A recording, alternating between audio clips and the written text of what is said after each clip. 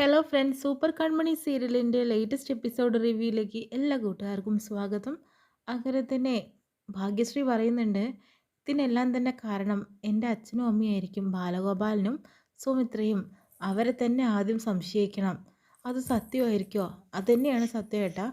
എന്തായാലും വരട്ടെ എന്ന് പറയുന്നു. ആ സമയത്ത് തന്നെയാണ് സുമിത്ര രാമൻ്റെ ഫോണിലേക്ക് വിളിക്കുന്നുണ്ട് കേട്ടോ. ആരാ വിളിക്കുന്നതെന്ന് ചോദിക്കുന്നുണ്ട് ഭാഗ്യശ്രീ. നമ്മളിപ്പോൾ പറഞ്ഞുകൊണ്ടിരിക്കുന്ന ആരെക്കുറിച്ചാ? അയാൾ എന്നെ എന്ന് പറയുന്നു. എന്നേട്ടൻ ഫോൺ അറ്റൻഡ് ചെയ്യണ്ട എന്ന് പറയുന്നു. വീണ്ടും വിളിച്ചുകൊണ്ടിരിക്കുമ്പോഴത്തേനും എന്തെങ്കിലും കാര്യങ്ങളുണ്ടാവും. പിന്നെ ഇതിനെ പറ്റി എന്തെങ്കിലും സൂചന കിട്ടുകയാണെങ്കിൽ അതല്ലേ മോളെ നല്ലത്. നമുക്ക് കോൾ അറ്റൻഡ് ചെയ്യാമെന്ന് പറഞ്ഞിട്ട് കോൾ അറ്റൻഡ് ചെയ്യാണ് കേട്ടോ ചെയ്യുന്നത്.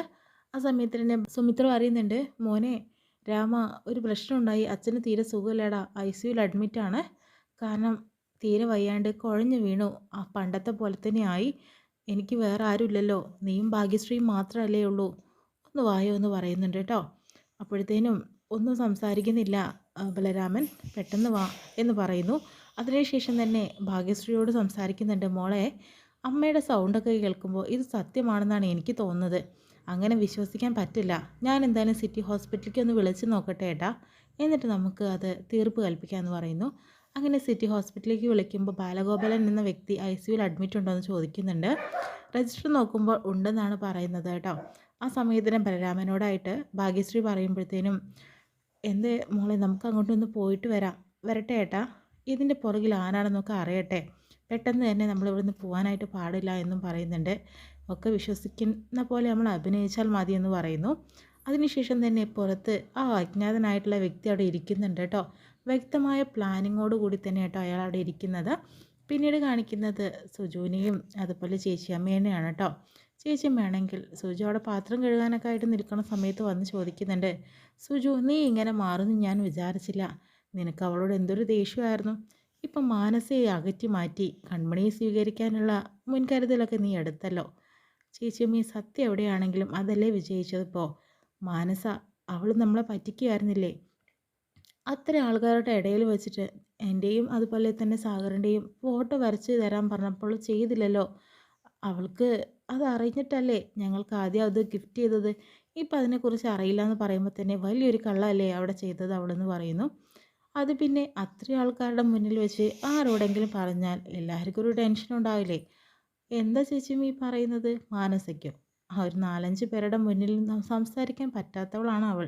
മാനസയെക്കുറിച്ച് നമുക്കറിയുന്നതിൽ കൂടുതൽ എന്താ?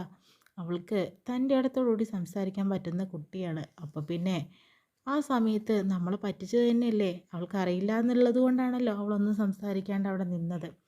പിന്നെ സുജു, ഇതൊന്നും ശരിയാവുന്ന കാര്യമല്ല. നമ്മൾ അവൾക്ക് ആശകൾ കൊടുത്തിട്ട് ഇപ്പോൾ വേണ്ടാന്ന് വെക്കുന്നത് ശരിയാണോ? സുജു, നീ അവൻ്റെ പക്ഷത്ത് നിന്നിട്ടുണ്ടെങ്കിൽ ഇതൊക്കെ അനുഭവിക്കാൻ പോകുന്നത് തന്നെയുള്ളൂ എന്ന് പറയുമ്പോഴത്തേനും, സത്യമാണ് ചേച്ചിയമ്മ എപ്പോഴും ജയിക്കുക, അല്ലാതെ പറ്റൊന്നുമല്ല. നമുക്ക് നോക്കാലോ. നീ ഇത് അനുഭവിക്കാൻ പോകുന്നുള്ളൂ സുജു എന്ന് പറയുന്നു. എന്തായാലും ചേച്ചിയമ്മ ഒന്ന് അടങ്ങി നിൽക്ക്. ഇനി എന്താ വരുന്നിടത്ത് വെച്ച് കാണട്ടെ എന്ന് പറയുന്നു. എന്തായാലും കൺമണിയെ ഞാൻ എൻ്റെ മോൻ്റെ ഭാര്യയായിട്ട് സ്വീകരിച്ച് കഴിഞ്ഞു. എന്നാൽ പിന്നെ അവൾ മഹാറാണിയായിട്ട് വാഴ്ത്തിക്കുക എന്ന് പറയുന്നു. അങ്ങനെ മഹാറാണിയായിട്ട് വാഴ്ത്തേണ്ട കാര്യമൊന്നുമില്ല ചേച്ചിയമ്മേ, അവൾ മഹാറാണി തന്നെയല്ലേ എന്ന് പറയുന്നുണ്ട് കേട്ടോ. എന്തുകൊണ്ടും എൻ്റെ കൃഷ്ണന് അനുയോജ്യമായവളാണ് അവളെന്ന് പറഞ്ഞു കൊടുക്കുന്നുണ്ട്. ഇതൊന്നൊരു പുച്ഛഭാവത്തോടു കൂടി തന്നെ കേട്ടോ ആ രമ കേട്ടുകൊണ്ടിരിക്കുന്നത് കേട്ടോ. പിന്നീട് നമ്മുടെ അമ്പലത്തിൽ തന്നെയാണ് കാണിക്കുന്നത്. അമ്പലത്തിൽ ഭഗവാനോട് പ്രാർത്ഥിക്കുക കേട്ടോ. തൻ്റെ വിഷമങ്ങളും പരാതികളും എല്ലാം തന്നെ കൺമണി അവിടെ പറയുന്നുണ്ട്. ഒന്നുമല്ല, അന്നത്തെ ഒരു ദിവസം തനിക്കൊരു ആക്സിഡൻ്റ് ഉണ്ടായി. പിന്നെ ചരിത്രത്തിൽ തന്നെ എനിക്കൊരു ഇടം പിടിച്ചതുപോലെയായല്ലേ ആ ഒരു പിക്ചർ അവിടെ വരച്ചതും. അതൊക്കെ ഭഗവാൻ തോന്നിച്ചതാണല്ലേ. എനിക്കിപ്പോൾ മനസ്സിലായി. എന്നെ ഒരുപാട് സങ്കടപ്പെടുത്തിയിട്ട് അതിനേക്കാൾ ഉപരി ഒരു സന്തോഷം തരുന്ന വാർത്തയല്ലേ അവിടെ വെച്ചുണ്ടായത്. മാത്രമല്ല, ക്രിസ്സാറിൻ്റെ അമ്മ എന്നെ അംഗീകരിക്കുമോ വീട്ടുകാരെന്നെ അംഗീകരിക്കുമോ ഒന്നും അറിയില്ലെങ്കിലും എന്തായാലും ഞാൻ തന്നെ ജയിച്ചില്ലേ ഇപ്പോൾ എന്ന കണക്കിനൊക്കെ പറഞ്ഞിരുന്നുണ്ട്.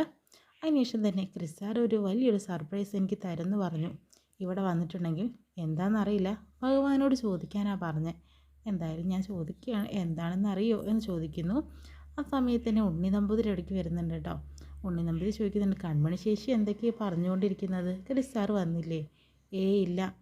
പിന്നെ ക്രിസ്സാറിൻ്റെ കാര്യമാണോ ഈ സംസാരിച്ചുകൊണ്ടിരിക്കുന്നത്? ആ, ആളെനിക്കൊരു വലിയൊരു സർപ്രൈസ് തരാമെന്ന് പറഞ്ഞിട്ടുണ്ട്. ഭഗവാനോട് ചോദിക്കാനാ പറഞ്ഞതെന്ന് പറയുമ്പോൾ, എന്നും ഭഗവാനോട് തന്നെ ചോദിച്ചോ, ഉത്തരം തരുമെന്ന് പറയുന്നു. പിന്നെ എങ്ങനെ പറ്റിയതാണ് ഈ മുറിവ്? അത് ഒരു ആക്സിഡൻറ്റ് നടന്നു. എന്തായാലും അതിനേക്കാൾ ഉപരി ഒരു സന്തോഷമുള്ള കാര്യം നടന്നല്ലേ എന്ന് പറയുന്നു. ഇതൊക്കെ നമ്പൂതിരി എങ്ങനെയാണ് അറിയുന്നത്? ഒരിക്കലും പറഞ്ഞോ, ക്രിസ്റ്റാർ ഇവിടെ വന്നിട്ട് പറഞ്ഞോ? അതൊന്നല്ല, ഇതൊക്കെ ഊഹിച്ചൂടെ? ആ ഒരു വരുണല്ലേ ചേച്ചി അപകടപ്പെടുത്താൻ നോക്കിയത്? അതെങ്ങനെ അറിഞ്ഞു?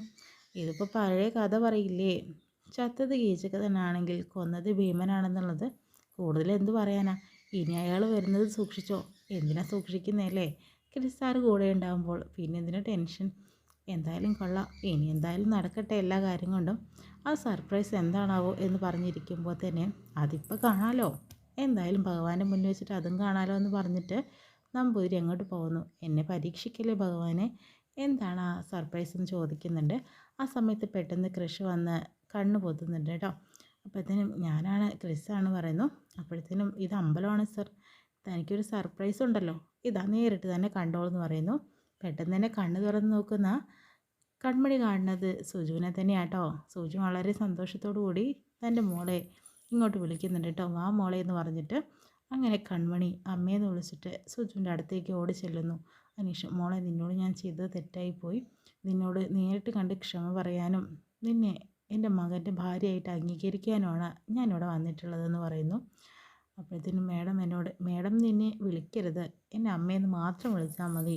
തെറ്റ് എൻ്റെ ഭാഗത്തുണ്ടായി, നിന്നെ വിശ്വസിച്ചില്ലല്ലോ, ഇപ്പം എനിക്കെല്ലാം മനസ്സിലായി എന്ന് പറയുന്നു. അമ്മമാർ മക്കളെ ശകാരിക്കില്ലേ, അത്രയും ഞാൻ അതിന് കണ്ടിട്ടുള്ളൂ, അല്ലാതെ അമ്മയുടെ ഒരു ദേഷ്യവും എന്ന് പറയുന്നുണ്ട്. ഇനി എന്തായാലും എത്ര പെൺകുട്ടികൾ വന്നാലും എൻ്റെ മോൻ്റെ ഭാര്യ നീ തന്നെയായിരിക്കും. എനിക്ക് നിന്നെ അത്ര ഇഷ്ടപ്പെട്ടു. ഇനി ആര് വന്നിട്ടും ഒരു കാര്യമില്ല എന്ന് പറയുന്നുണ്ട് കേട്ടോ. എനിക്ക് നിങ്ങൾ രണ്ടുപേരും ഇടവും വലവും നിൽക്കുമ്പോൾ എത്ര സന്തോഷമുണ്ടെന്നറിയോ, ഇതിലുപരി എത്ര അഭിമാനം ഉണ്ടെന്നറിയോ എന്നൊക്കെ പറഞ്ഞ് ചേർത്ത് പെടുത്തുന്നു കേട്ടോ. അതിനുശേഷം തന്നെ വീട്ടിൽ എന്നെ കാണിക്കുന്ന കൺമണിയുടെ അമ്മായിമാർ വന്നിട്ട് കൺമണിയുടെ അച്ഛനോടായിട്ട് ചോദിക്കുന്നുണ്ട്, കൺമണിയുടെ പോയേട്ടാ, ഈ സമയത്ത് അവൾ എവിടെ പോകാനാ? അമ്പലത്തിൽ പോകാൻ തന്നെ പോയത് എന്ന് പറയുന്നു. അതെയോ? അപ്പോഴത്തേനും ഈ മുറിവൊക്കെ വെച്ചിട്ട് അവളിപ്പോൾ പോകേണ്ട കാര്യമുണ്ടോ? കുളിച്ചിട്ട് തല വേദനിച്ചിട്ടുണ്ടാവില്ലേ? അതിന് അമ്പലത്തിൽ പോയാൽ അതിലെ ഉപരി സന്തോഷമുള്ളൊരു കാര്യം അവിടെ നടക്കുന്നുണ്ടെന്നാണ് അപ്പ എന്നോട് പറഞ്ഞതെന്ന് പറയുന്നു. അതെന്താണ്? അതൊക്കെ നോക്കിക്കോ. ആ സമയത്തുണ്ട് ക്രിഷ് സാറ് കൺമണിയെ കൂട്ടാൻ വന്നല്ലോ. ആ സമയത്ത് ക്രിഷും സുജു അതിൽ ഇറങ്ങുന്നുണ്ട്. ഇതാ അപ്പ അവരുടെ കൂടെ തന്നെ ഉണ്ടല്ലോ. അതിന് സുജുവിനെ കാണുമ്പോൾ അമ്മായിമാരും ഒന്നും മിണ്ടാതെ നിൽക്കുകയാണ്. അന്ന് കുറച്ച് സംസാരങ്ങളൊക്കെ അവിടെ സംസാരിച്ചല്ലോ, അതിൻ്റെ ഭാഗത്ത് നിന്നിട്ടാണ് അവർ മിണ്ടാതിരിക്കുന്നത്. അപ്പോഴത്തേനും ഒരു അതിഥി വന്നാൽ വീട്ടിലേക്ക് ക്ഷണിക്കണ്ടേ, സാമാന്യ മര്യാദ ഇല്ലേന്ന് ചോദിക്കുന്നുണ്ട്. അത് പിന്നെ ഞങ്ങൾ അമ്പരന്ന് നിൽക്കുകയാണ് മേഡത്തിനവിടെ കണ്ടപ്പോൾ എന്ന് പറയുന്നു. എന്തായാലും ഞാൻ നിങ്ങളോട് ഒന്ന് രണ്ട് കാര്യങ്ങൾ പറയാനാണ് വന്നത്. ആദ്യം തന്നെ മാപ്പ് അപേക്ഷിക്കുകയാണ്. ഞാൻ തെറ്റായ രീതിയിൽ തന്നെയല്ലേ നിങ്ങൾ സംസാരിച്ചത്, അങ്ങനെ അതുണ്ടാവില്ല. എല്ലാ പ്രശ്നങ്ങളും ഒതുങ്ങി കൺമണി എൻ്റെ മോളായിട്ട് ഞാൻ സ്വീകരിച്ചു, എൻ്റെ മരുമോളായിട്ടും ഞങ്ങൾ ഇനി ചേർന്ന് നിൽക്കേ ശ്രമിക്കുകയുള്ളൂ എന്ന് പറയുന്നുണ്ട് കേട്ടോ. ഇനി കുറച്ച് കാര്യങ്ങൾ സംസാരിക്കാനുണ്ട്, അത് അകത്തുനിന്ന് സംസാരിക്കാമെന്ന് പറഞ്ഞിട്ട് എല്ലാവരും കൂടിയും അകത്തേക്ക് കയറി പോന്നു കേട്ടോ. ആ സമയം തന്നെ വീട്ടിൽ തന്നെയാണ് കാണിക്കുന്നത്. അങ്ങനെ ചേച്ചിമ്മ വന്നിട്ട് അനിയും കൂട്ടാ എവിടെ സുജു എന്ന് പറയുന്നുണ്ട്. അവൾ അമ്പലത്തിൽ പോയി. ഓ, അമ്പലത്തിൽ പോയത് എന്താ കൺമണിയെ കാണാനാണോ? ചേച്ചിമ്മയ്ക്ക് എല്ലാം അറിഞ്ഞിട്ട് പിന്നെ എന്തിനാ ചോദിക്കാൻ നിൽക്കുന്നതെന്ന് ചോദിക്കുന്നുണ്ട്. പിന്നെ ചേച്ചിമ്മേ ഒന്ന് അടങ്ങി നിൽക്കുകയായിരിക്കും നല്ലത്. എന്തായാലും കൺമണി നല്ല പെൺകുട്ടിയാണ്, നമ്മുടെ കൃഷ്ണൻ ചേർന്നവളാണ്, ഇനി അവളെക്കുറിച്ചൊന്നും സംസാരിക്കരുത്. ഓ, നീയും സുജുവും കൂടി എല്ലാം തീരുമാനിച്ച് വെച്ചിരിക്കല്ലേ, നടക്കട്ടെ. ഇനിയിപ്പം ഞാൻ പറഞ്ഞിട്ട് കാര്യമൊന്നുമില്ലല്ലോ. എന്തായാലും വരാൻ പോകുന്നത് കണ്ട് തന്നെ അറിയാം, അത്ര നന്നായിട്ടൊന്നും പോകും തോന്നില്ല. ചേച്ചിയും ഒന്ന് അടങ്ങി നിന്നാൽ മതി എന്ന് പറയുന്നു. ആ സമയത്ത് സാഗറിൻ്റെ ഫോണിലേക്ക് ഒരു കോൾ വരുന്നുണ്ട് കേട്ടോ. അങ്ങനെ സാഗറിൻ്റെ മൂത്ത മകനെ ബലരാമനെ കുറിച്ച് തന്നെയാണ്.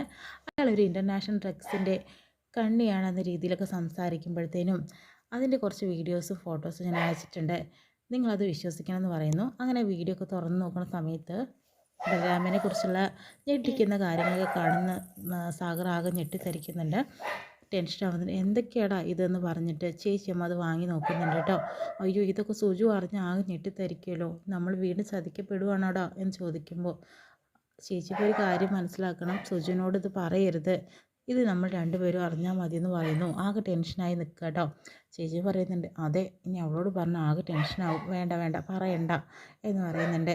പക്ഷേ ഇതിൻ്റെ പുറകിൽ ആൻറ്റിയമ്മയാണെന്നുള്ളൊരു സംശയമാണ് കേട്ടോ ഇതിൽ കാണുന്നത്. കാരണം ആൻറ്റിയമ്മയ്ക്ക് ഈ വിവരം അറിഞ്ഞിട്ട് പ്രത്യേകിച്ച് ഞെട്ടലൊന്നും കാണാനായിട്ട് പറ്റുന്നില്ല. ഒരു അഭിനയം പോലെ തന്നെയാണ് കേട്ടോ കാണിക്കുന്നത്. അപ്പോഴത്തേനും മനസ്സിലാക്കാമല്ലോ ഇത്രയേ ഉള്ളൂ കാര്യമുള്ളൂ എന്ന്. ഇത്രയും കാണിച്ചുകൊണ്ടാണ് അന്നത്തെ